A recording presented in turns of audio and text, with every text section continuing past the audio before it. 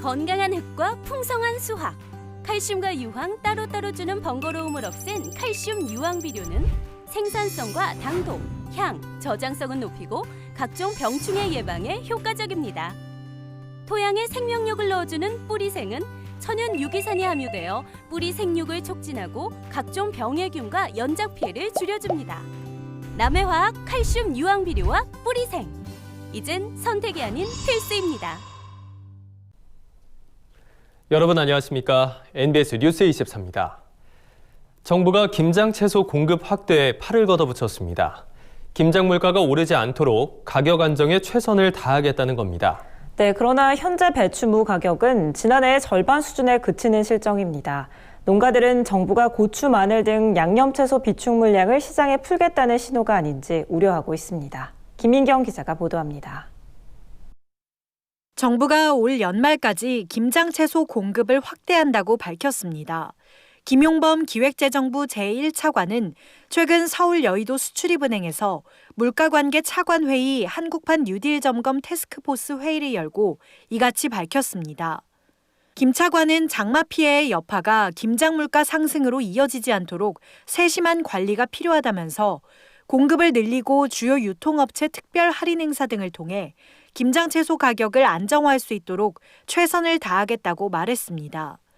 그러나 김장의 주재료인 배추와 무 가격은 물가관계 당국이 말하는 김장 물가 상승과는 거리가 멉니다. 가을 배추, 무의 출하가 이어지면서 값이 지난해의 반토막 수준으로 떨어진 겁니다. 16일 서울 가락시장의 배추 평균 도매 가격은 10kg 상품 한만 기준 5,698원입니다. 지난해 같은 날 평균과 비교하면 42% 감소했습니다.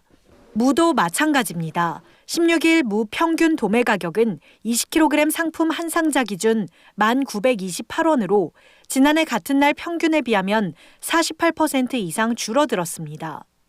지난주에는 양이 어느 정도 조절돼서 시세가 그래도 생각보다는 좀 괜찮았는데 이제 본격적인 성수기는 이번 주하고 다음 주인데 많이 어려울 것 같습니다. 시장 내 재고량도 너무 많고. 그동안 일부 언론에서 금배추 운운하며 배추 가격이 높다는 문제를 지적했지만 가을 배추 출하 후 하락세가 가팔라져 김장 성수기인 지금은 오히려 너무 낮은 가격을 걱정해야 할 수준이 된 겁니다. 양념채소의 사정은 어떨까? 고추, 마늘, 양파, 쪽파, 대파 등 김장에 주로 사용되는 양념채소 가격은 지난해보다 높게 형성되고 있습니다. 올해 산 건고추가 여름철 긴 장마와 태풍 피해의 영향으로 탄저병, 낙과 발생 등으로 생산량이 크게 줄었고 마늘은 올해 산 재배 면적이 줄어들면서 생산량 자체가 감소했기 때문입니다. 이에 고춧가루와 깐마늘의 가격이 강세를 보이고 있는데 정부가 여기서 비축 물량 방출 카드를 만지작거리고 있는 겁니다. 최근 물가관계 당국의 공표 전에도 농식품부는 지난달 말 발표한 김장 채소 수급 안정 대책에서 고추는 평년보다 가격이 강세를 보이는 만큼 정부 비축 물량 5,314톤을 탄력적으로 공급할 계획이라고 밝힌 바 있습니다. 그러나 유통 전문가들은 코로나19 등으로 김장 수요가 줄어드는 상황에서 양념채소 비축 물량 방출이 김장 분위기 조성에 얼마나 효과를 발휘할지는 미지수라고 입을 모읍니다. 없어요. 어차피 그거야 정부 비축 사업으로 이제 들어갔던 물량이잖아요. 김장 수요 자체는 그걸로 인해 가지고 회복되기는 쉽지 않을 것 같아요. 수많은 농산물 품목의 생산 과잉으로 소비자 물가가 떨어질 때는 물가 관리에 손을 놓고 있던 당국이 유난히 소비자의 김장 비용에만 골몰하는 모양새입니다. 농업인도 소비자의 한 명이란 사실을 잊은 건 아닌지 우려스럽습니다. NBS 뉴스 김인경입니다. 정부가 경기 강원 지역 양돈 농가를 대상으로 돼지 재입식 절차를 추진한다고 밝혔습니다. 지난 10월 강원 화천군 사육돼지에서 아프리카 돼지열병이 재발생한 뒤 잠정 중단됐던 재입식 절차가 드디어 재개된 겁니다. 강창호 기자가 보도합니다. 경기도와 강원도 내 양돈 농장의 재입식 절차가 16일부터 재개됐습니다. 아프리카 돼지열병 중앙사고수습본부는 지난달 9일 강원 화천군의 양돈 농장에서 아프리카 돼지열병이 발생해 잠정 중단됐던 경기와 강원 양돈 농장 재입식 절차를 다시 시작한다고 밝혔습니다. 중수본은 아프리카 돼지열병 긴급 행동 지침과 전문가 의견을 검토하여 화천군 내 모든 양돈 농장 돼지와 분뇨의 농장 밖 반출 금지 조치를 14일 24시부터 해제했습니다.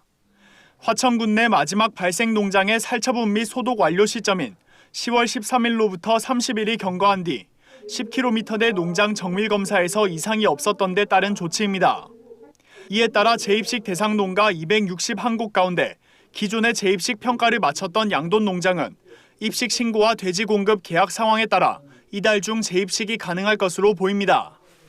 다만 중수보는 전문가 의견을 참고해 11월 15일부터 야생 멧돼지 아프리카 돼지열병 발생 지점 인근 양돈 농장에 대해선 어미돼지 입식을 일정 기간 제한했습니다. 아프리카 돼지열병 발생 지점 반경 500m 내에 위치한 양돈 농장은 발생일로부터 3개월, 3km에서 500m에 위치한 양돈 농장은 한 달간 어미돼지의 입식이 제한됩니다. 해당 조치는 앞으로 야생 멧돼지 아프리카 돼지열병이 새롭게 발생할 때마다 인근 농장에 적용될 예정입니다.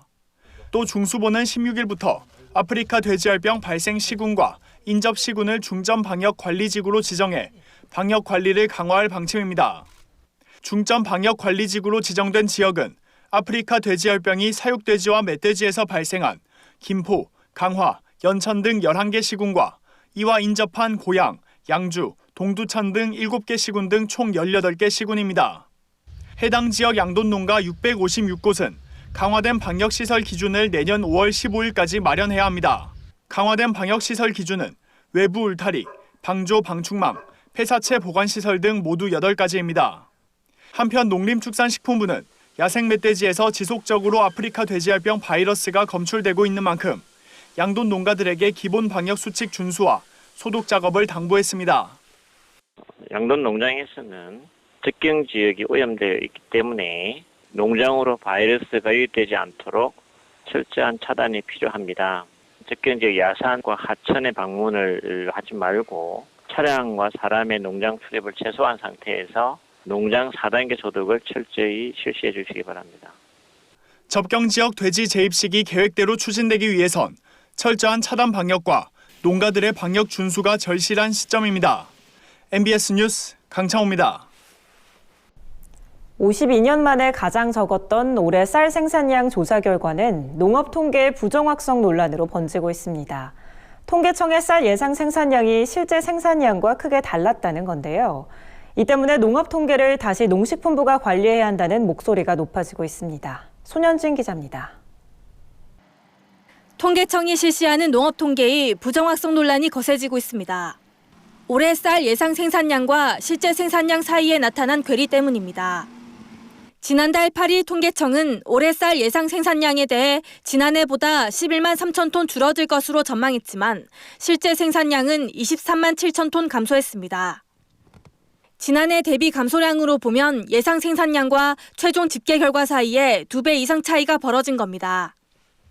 산지 농민과 유통업체 사이에서는 이번 생산량 통계에 대해 여전히 의구심이 감도는 분위기입니다. 현장에서는 실질적으로 보면은 그거보다는 훨씬 더 많이 안 들어오거든요. 작년에 우리가 산물 수매한 게 2만 1,000톤 정도가 조금 넘는데 올해는 18,000톤 정도밖에 안 되거든요. 근데 그거에 비하면은 한 15% 정도는 맞기는 한데 통계를 실리를 묻으면은 안 되잖아요. 나름대로 다 대비는 그렇게 하고 있어요.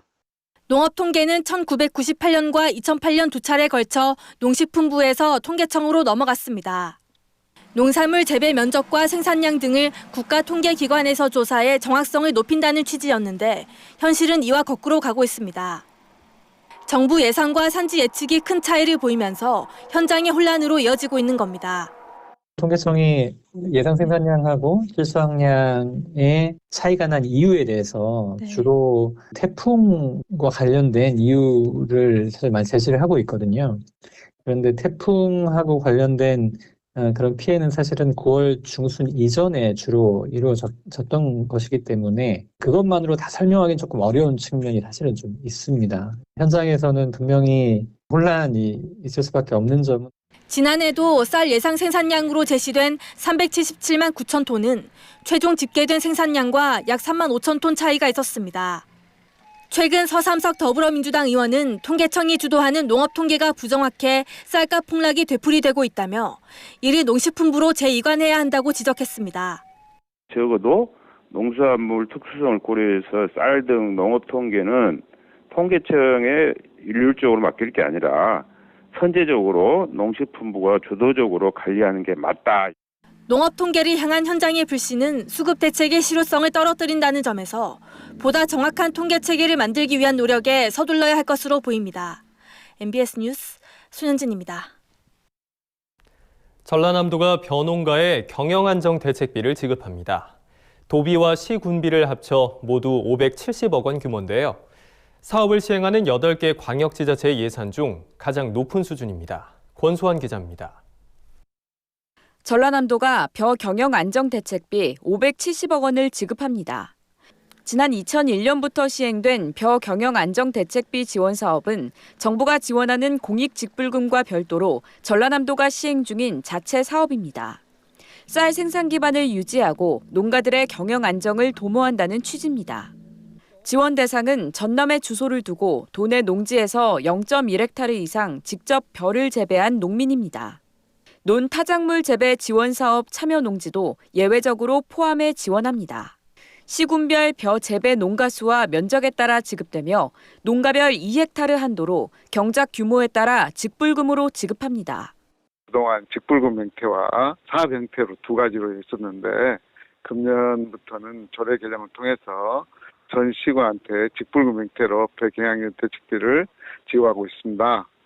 지금 농가는 12만 3천여 명, 단가는 1헥타르당 평균 64만 원 정도로 예상됩니다. 특히 전남도는 지원 사업이 처음 시행된 2001년 이후 꾸준히 경영 안정 대책비를 늘리고 있어 주목됩니다. 2001년 180억 원이었던 사업비가 2010년 500억, 2012년부터 570억 원 규모로 상향됐습니다. 지난해까지 누계 사업비는 8,550억 원으로 사업을 시행하는 8개 광역지자체 중 가장 큰 규모입니다. 잇따른 자연재해로 막대한 피해를 본 올해, 신속한 경영 안정 대책비 지급에 농가들의 반응도 좋습니다. 올해 태풍 흉작 자연재해와 관련해서 생산량이 감소했는데 그것마저 없으면 농민들이 손실이 엄청 많이 나죠. 보통 내년 초에 지급하는데 그 연내 지급을 조기에 지급한다고 하면 농민들한테 도움이 많이 되는 거죠. 쌀 시장 개방, 빈번한 자연재해 등으로 어려움이 고조되고 있는 벼농가. 경영 안정 대책비가 벼농가의 소득 보전망으로 자리 잡았습니다. MBS 뉴스 권수환입니다. 그동안 온실 스마트팜과 달리 스마트 축사에 사용되는 기자재들은 규격화되어 있지 않아 현장에서 애로사항이 많았습니다. 특히 기계들끼리 호환이 되지 않아서 혼선을 초래하기도 했는데요. 이런 현상을 방지하기 위해 정부가 스마트 축사에 사용되는 센서에 대한 국가 표준을 새로 제정했습니다. 보도에 남수지 기자입니다. 정보통신 기술을 농업에 적용해 보다 효율적이고 편리한 농사를 가능하게 하는 스마트팜. 온실을 비롯한 축산에서도 ICT를 도입하는 사례가 늘고 있습니다. 하지만 센서와 구동기 22종의 국가 표준이 제정된 온실 스마트팜과 달리 스마트 축사는 기자재의 규격이 정해져 있지 않아 현장에서 어려움을 겪는 사례가 발생하고 있습니다. 그동안 따로 규격이 없다 보니 스마트팜 기자재 업체들은 각자 다른 형태로 제품을 생산한 겁니다. 때문에 현장에서는 기자재 간 호환성이 낮을 수밖에 없었고 이로 인해 국내 스마트팜 기자재의 경쟁력이 저하될 수 있다는 지적을 받아왔습니다. 이에 농림축산식품부가 스마트 축사에 사용하는 ICT 기자재 중 감지기, 즉 센서에 대한 국가 표준을 제정했다고 밝혔습니다. 축사 내 외부의 환경 정보와 안전 정보를 측정하는 센서의 연결 선수, 색깔 순서 등의 기준을 통일한 겁니다. 이번에 신규 제정된 대상은 총 19종으로 외부 센서 7종, 내부 센서 8종, 안전 센서 4종입니다. 센서별로 순서나 개수 등을 통일하면 결선 형식, 전원 전압 등 연결 규격이 표준화되기 때문에 농가들은 성능이 보장된 다양한 제품을 선택할 수 있게 됩니다. 농가나 또 설치하는 업체들이 다양한 업체의 제품들을 선택해가지고 스마트팜에 설치할 수가 있고요. 또 농가 입장에서는 일정 수준 이상의 품질이 확보가 되기 때문에 품질이나 안정성 제고가 담보가 되는 겁니다. 농식품부는 국가 표준 규격이 현장에서 확산될 수 있도록 내년부터 스마트팜 ICT 기자재 제조 기업에 컨설팅과 시제품 제작 및 검정 바우처 등을 지원할 예정입니다. MBS 뉴스 남수지입니다. 다음은 간추린 뉴스입니다. 이성희 농협중앙회장이 13일 화상으로 개최된 국제협동조합연맹 아태지역 사무소 60주년 행사에 참여해 아시아 각국의 공정한 경제 실현에 기여한 협동조합의 역할에 경의를 표했습니다. 이성희 농협중앙회장은 이날 축사를 통해 농협과 ICA, AP 간의 지속적인 협력 관계를 밝히며 디지털 농업 기술 등을 아태지역 농협들에 전파해 식량 위기에 대응하고 궁극적으로 UN 지속가능 발전 목표를 달성하는 데 ICA, AP의 역량을 집중해 줄 것을 요청했습니다. 경상북도가 농산물 판로에 어려움을 겪는 소농, 고령농 등 농식품 유통 취약 농가를 위해 온 오프라인 연결망을 통한 판로 확대 지원에 총력을 기울이고 있습니다. 도는 앞서 대구 지역 대표 농식품 유통업체인 장보고 식자재마트와 농특산물 판로 확대를 위한 업무 협약을 체결한 바 있으며 농협몰, 쿠팡 등의 제휴몰과 연계한 온라인 판매 행사도 실시하고 있습니다. 한편 도는 민선 7기 농정 목표인 제값받고 판매 걱정 없는 농업 실현을 위해 농식품 유통 취약 농가 판로 확대 지원 사업을 올해 신규 사업으로 추진하고 있습니다. 경상남도가 일본 동경에서 경남 우수 농식품 홍보 판촉전을 개최합니다. 오는 22일까지 실시되는 이번 행사는 도내 12개 업체가 생산한 17개 품목을 대상으로 유동인구가 많은 A산마켓, 서울시장, 총각내 등 3곳에서 동시 진행됩니다. 도 관계자는 코로나19 확산으로 일본 내 면역력 증강 관련 건강기능식품에 대한 수요가 급증하고 있다며 앞으로 도내 농식품 가공 수출업체를 집중 육성해 수출 주력 시장 내 입지를 더욱 공고히 하겠다고 밝혔습니다. 전남 강진군과 농협 강진군 지부는 협력 사업의 일환으로 1억 9,200만 원을 투입해 관내 모든 마을에 폐쇄회로 CCTV를 설치했다고 최근 밝혔습니다. 강진군에 따르면 이번에 설치한 CCTV는 총 89개 마을에 152대로 이로써 강진군 관내 293개 마을 전체에 CCTV 설치가 완료됐습니다.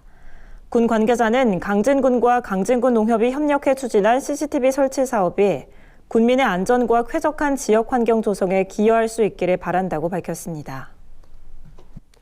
이제 국내에서 커피를 재배하는 일이 생소하지만은 않습니다. 에티오피아의 고산지대에서 자라는 커피를 국내 기술을 접목해서 재배해 한국형 커피를 선보이고 있는 곳이 있습니다. 22,000그루의 국내 최대 커피 농장을 김하은 기자가 직접 다녀왔습니다. 이곳의 커피 맛을 본 이들은 이구동성 이렇게 말합니다. 향 좋다. 향이 너무 좋고요. 그다음에 신선한 향이 맛이 난다고 해야 될까요? 신선한 맛? 신선한 커피 맛의 비밀은 바로 옆 농장에서 수확하자마자 공수해오는 커피. 커피나무 22,000그루가 자라고 있는 유리온 씨는 우리나라에서 커피를 재배한 지 20년이 넘은 베테랑 커피 박사 차상화 대표의 일터입니다. 하와이안 커피를 처음에 접하면서 커피에도 이런 향과 맛이 있구나라는 부분에 놀라게 됐고 욕심이 생긴 거죠. 커피를 직접 재배해보고 싶다. 커피를 단순하게 체계를 통해서 하는 것은 한계를 느꼈고 이제는 우리의 기술이 필요하고 우리만의 재배 방식, 우리만의 프로세싱 방법들이 필요하다고 생각해서 그때부터는 기후 조건부터 하나씩 잡기 시작을 했습니다. 이곳의 커피는 아프리카 에티오피아 고산지대가 원산지인 아라비카 종으로 현지 기후를 맞춰주는 것에 초점을 맞췄습니다. 온도와 습도, 일조량, 토양 조건은 물론 건기와 우기까지 커피 원산지인 고산지대 기후에 맞춰 그대로 적용한 건데요. 이런 제어 시스템이 모두 자동화돼 있어 연간 10톤의 커피를 생산하고 있습니다. 하지만 이곳 커피가 한국형 커피로 거듭나는 데는 이곳만의 특별한 기술이 더해졌기 때문인데요. 사실 차상화 대표의 원래 직업은 호기성 미생물 분야 전문가. 자신의 전문 분야 기술을 커피 재배에 접목해본 것이 이곳만의 특색 있는 커피 탄생의 시작이었습니다. 우리가 마시는 커피는 수확한 커피 씨앗을 발효 건조시켜 로스팅의 과정을 거치게 되는데 차상화 대표는 발효 과정에서 호기성 미생물을 활용한 겁니다. 말 그대로 공기를 좋아하는 미생물들이고 모든 양분들을 저분자화하는 데 있어서 썩히는 방식이 아닌 분해 방식을 채택하고 있고 썩히지 않는다는 것이 긍정적인 향을 낼 수 있다라고 보시면 될 것 같아요. 커피에서 향이 제일 중요하고 나머지는 커피 품질이거든요. 이 특별한 기술이 이곳 커피의 맛과 향을 독특하게 만들어주는 1등 공신인 셈입니다. 퇴비도 떨어진 커피나무 잎이나 가지를 수거한 뒤 돈분 등과 섞어 직접 만들어 사용합니다.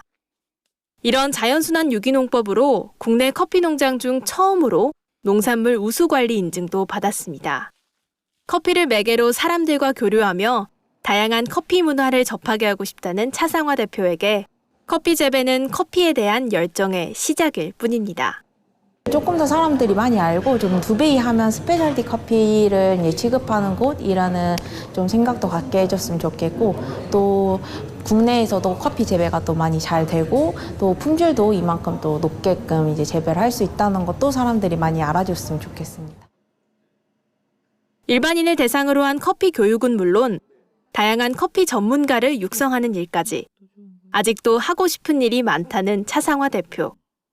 한국산 커피 재배의 성공을 발판 삼아 오늘도 커피 연구에 매진하며 목표를 하나씩 이뤄가고 있습니다. MBS 뉴스 김하은입니다. 저희가 준비한 소식은 여기까지입니다. MBS 뉴스 24 마칩니다. 함께해 주신 여러분 고맙습니다.